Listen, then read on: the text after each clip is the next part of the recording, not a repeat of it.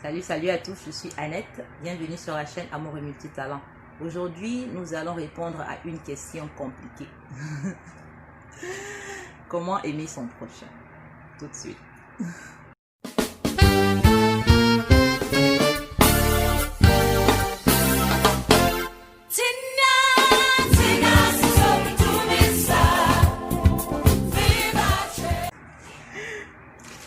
Alors, comment aimer son prochain? Pour répondre à cette question, nous n'avons pas d'autres exemples que d'aller vers la Bible et voir comment Dieu nous a aimés.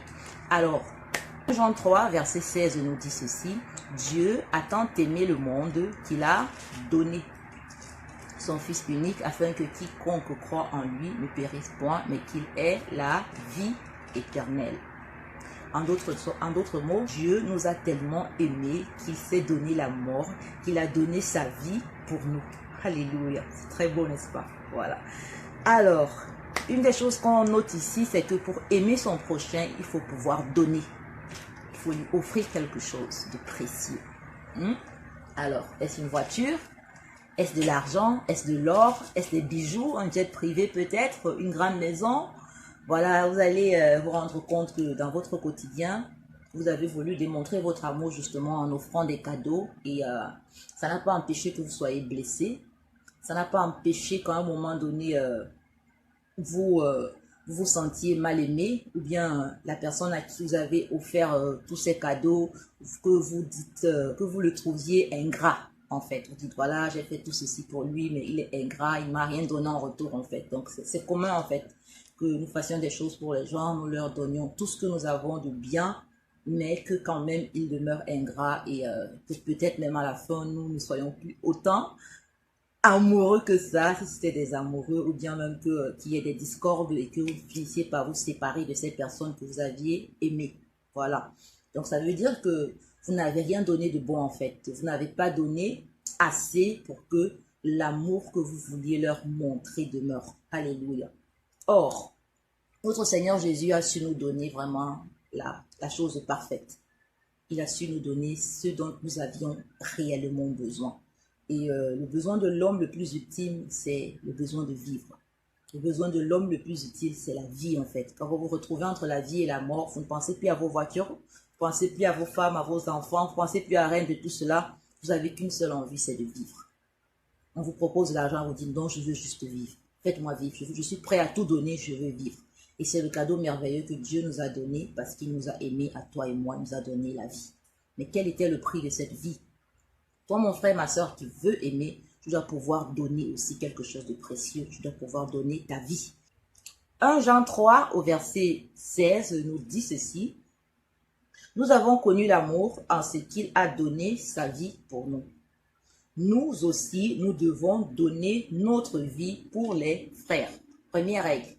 Alors, pour aimer, pour montrer à ton frère, à ta soeur que tu l'aimes, à ton parent, à ta maman, tu dois pouvoir lui donner ta vie.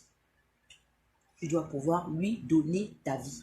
Alors, comment donner la vie quand on est encore vivant? Impossible, n'est-ce pas? Maintenant, j'aimerais te poser une question. Quand tu donnes ta vie à Jésus, est-ce que tu as encore une vie? Tu n'en as plus. Elle est où ta vie? Elle est en Jésus.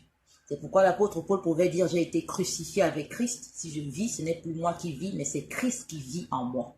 Donc la vie que tu prétends donner, en fait, ce n'est pas la tienne, c'est tout simplement Christ en toi que tu donnes à ton frère, que tu donnes à ta soeur.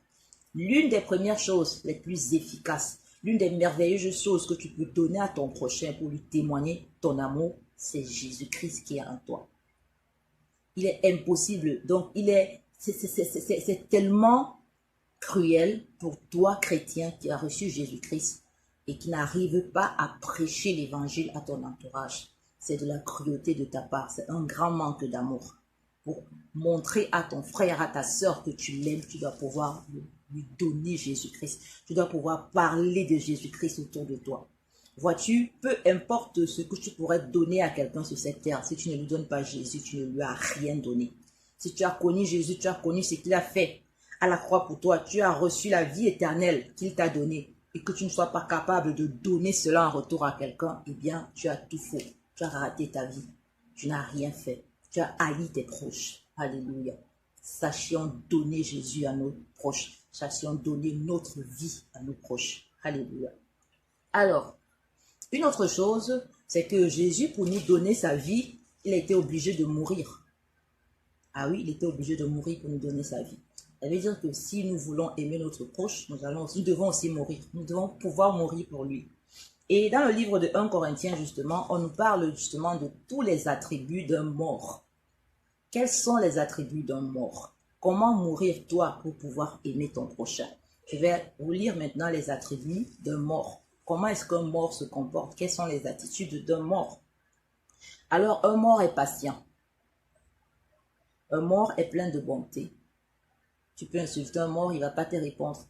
Tu peux lui dire tu es laid, tu ne ressembles à rien, il ne va ressentir aucune amertume. Un mort n'est pas envieux. Peu importe ce que tu fais autour d'un mort, tu as de l'argent plus que lui, tu as un salaire, tu es marié, elle n'est pas mariée, elle est morte. Elle n'a pas besoin de ressentir une quelconque envie. Un mort ne se vante point. Un mort ne s'enfle point d'orgueil. La plupart des gens qui sont orgueilleux, ce sont des gens qui croient qu'ils sont encore vivants. Alors ils ont raison d'être orgueilleux parce qu'ils croient qu'il y a encore quelque chose en eux qui vit et ils veulent faire valoir cette chose. Alors un mort n'est pas malhonnête, un mort ne cherche point son intérêt, un mort ne s'irrite point, un mort ne soupçonne point le mal, un mort ne se réjouit pas de l'injustice mais il se réjouit de la vérité, un mort excuse tout, il croit tout, il espère tout, il supporte tout. Alléluia. Un mort ne périt jamais puisqu'il est déjà mort. Voilà en quelque sorte les attitudes qu'il faut avoir justement pour aimer. Et on se rend compte ici, la charité telle que décrite dans le livre de 1 Corinthiens 13 appartient aux personnes qui sont mortes à eux-mêmes. Pour pouvoir aimer ton prochain, tu dois pouvoir mourir à toi-même. Tu dois pouvoir lui donner le meilleur de toi, c'est-à-dire le Jésus que tu as reçu. Parce qu'il n'y a que Jésus qui est bien en toi. Il n'y a que Jésus qui est en toi. La vie que tu as, c'est Jésus en fait en toi. Sache donner ce Jésus aux autres et comporte-toi comme quelqu'un qui n'a plus rien, qui est mort pour pouvoir les aimer, selon ce qui est écrit dans le livre de 1 Corinthiens 13. Je crois pouvoir avoir répondu à la question comment aimer et à la prochaine vidéo.